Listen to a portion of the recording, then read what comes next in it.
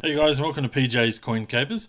So this is Look What I Found episode, I think it's 32, could be 33, I'm not sure, I'll find out soon. But anyway, I've had a good week. I've had a couple of weeks off actually, which has been nice, and that's why not many videos have been coming out. And I was also able to get out and do some metal detecting. And I've done a fair bit of metal detecting over these holidays with really no success whatsoever. It is something I'm learning, but I did have a few finds, which I thought, look, I'm just going to share them with you anyway because I was excited to actually find something after finding lots of bottle caps and ring pulls and those kind of things, which I'm sure we all find when we go out metal detecting. But I actually found some coins, which was nice for a change. And the funny thing was is that when I went to a number of spots, and there was an older town, and I'd had a number of people come up to me while I was actually metal detecting, saying, "You won't find anything there. You won't find anything there." And sure enough, I probably had, I don't know, maybe 4 or 5 people in the one spot where I did find.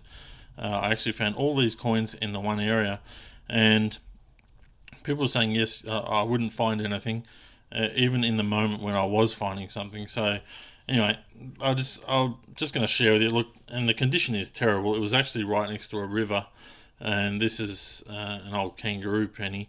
I was able to get a date off it. It is 1945, and I did find a 1924 halfpenny, which is that one there. So you can see that they're junk, really. There's nothing special about them. And a 1 cent coin, which I don't know what the date was on that one. And probably the only spender is this $2 coin from 2002. That just goes to eventually pay off my machine.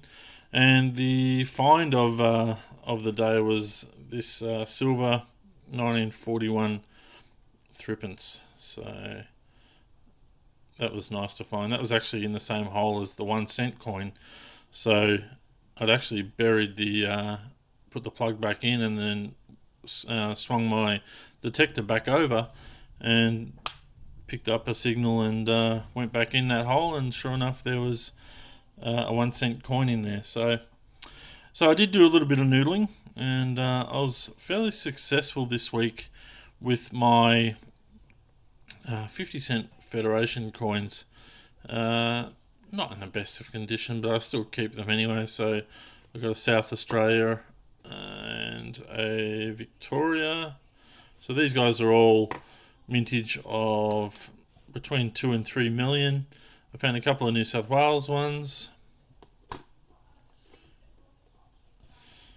and the Queensland. It's probably the next one's probably in good condition as well. So,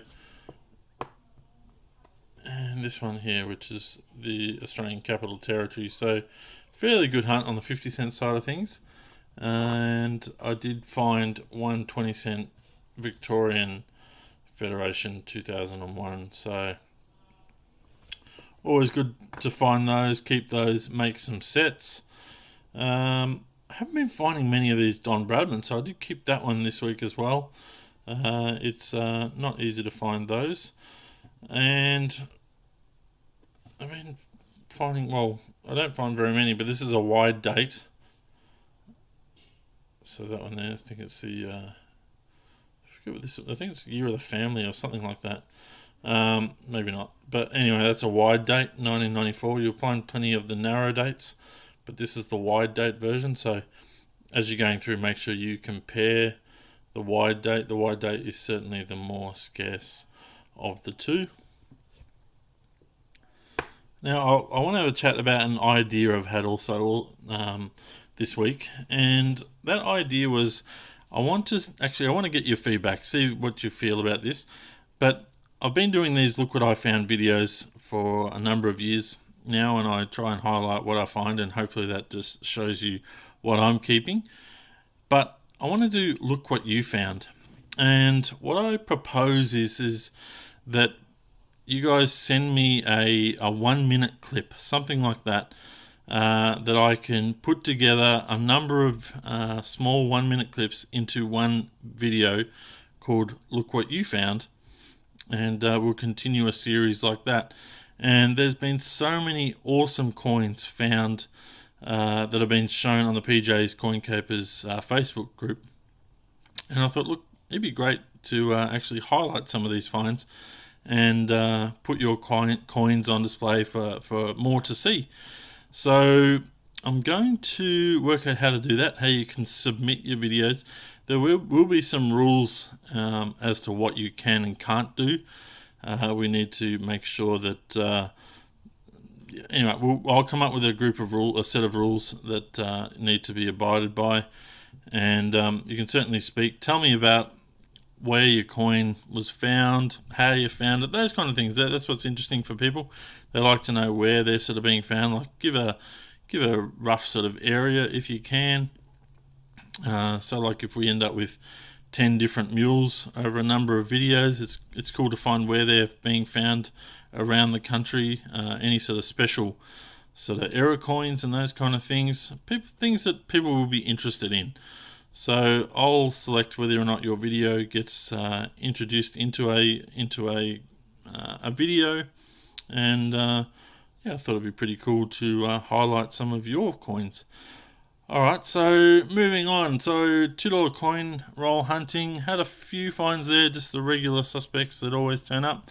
Probably the ones out of the ordinary a little bit are the Invictus games, which for me is, well, it's very tough for me to find. I've probably found maybe a handful of these over my time. So 2018 coin. So for me, these guys aren't in my area, I would say, or weren't introduced into circulation into my area. And I found a green, I think it's green, might be yellow, I'm colorblind, Olympic Games coin. So that one's there from 2016. So you don't find too many of these anymore either. So I'm sure you'll be keeping an eye out for those guys. Just a couple of Mr. Squiggles and what was that one? The Wallabies coin. So now the Australia Post coins, finding a couple of those, so I'm going to be putting together a circulated set. This was cool. I hadn't found one of these yet, so interested to know whether you guys are finding these anywhere around the country. So this was my first one that I believe I found, unless I've shown in other videos, but I think it's my first one. So this is the new JC effigy, and this was the $1 coin. And for this week I didn't find any other JCs. I normally find one or two, say 20-cent pieces or 5-cent pieces, but not this week. So this was my only one, and it's one that I hadn't found yet. So that was going to be a keeper. And just the one rabbit ear this week. So a nice big cud there on the top kangaroo. And that one happened to be the 1994 version. So I did a fair few 5-cent coins this week and got the one changeover. Starting to show a bit of wear. Obviously they've been in circulation since 2016, so that one there is starting to show a little bit of age to it. But 5-cent coins generally don't get knocked around too much. So it's a bit disappointing that this one is starting to, you always see that in the fields there. So certainly the lowest minted 5-cent coin, so definitely worth keeping. This one here, I'm not sure if I've shown before or not, but it was on my desk and I didn't find it this week, but I had another look at it today and I just thought, wow, I just couldn't explain how that's happened. I don't believe it's a mint error or anything like that, but just the uniformity of those dots going around the rim is very well done. I'll try and zoom in a bit there. You can just sort of see the way it's done there. I don't understand how they've exactly done that, but I'm assuming it's post-mint damage. I don't believe it's an error coin in any way, but anyway, I thought it was interesting. If you know how someone's done it, please leave me a message. Let's zoom back out again. Oh, too far. Alright, so this was another good find. Fairly tough to find a rim cud on a 5-cent coin. So that's it there. nice big rim card, so they're a collectible coin as well. So this one was on the 1999. So look out for those when you're noodling 5-cent coins. This one here was a very interesting coin, and I'm not sure exactly what's going on there. Now, you'll see there that there's like almost like a ridge line running through there. And when I've looked at it, I'm still questioning whether or not it could potentially be a die clash. So this is a 1974 5-cent coin. So I'll try and zoom in as best I can to try and give you an understanding of exactly what I'm talking about there. So you can see like it's something going on across there and across there and across there. Okay, so I don't know whether it's a die clash. It could well be, but if we look at the opposite side, so I'm not sure where that sort of marking would fit into this coin, how it would possibly occur. So whether or not it's between like the claws and somehow in there, I'm not sure. I can't work it out how, if it is a die clash, how that kind of markings would be made on this coin.